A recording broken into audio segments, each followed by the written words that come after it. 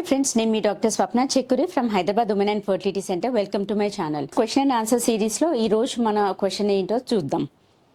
సంధ్య గారు రాశారండి, ప్రెగ్నెన్సీలో cool drink R Is cream తినడం వల్ల ఏదైనా ప్రాబ్లం అవుతుందా?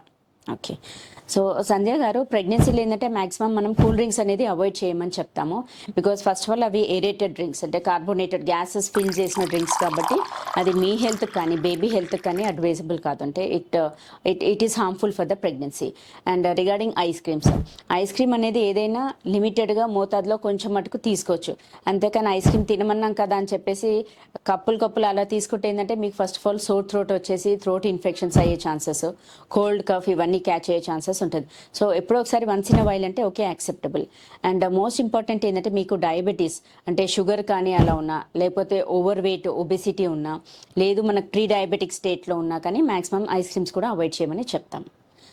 సో మీకు అంటే ఈ వీడియో వల్ల మీకున్న డౌట్స్ క్లియర్ అయ్యాయి అనుకుంటున్నాను. స్టిల్ ఫర్దర్ మోర్ ఏదైనా డౌట్స్ ఉన్నా కానీ మీరు కమెంట్ బాక్స్లో పెట్టొచ్చు.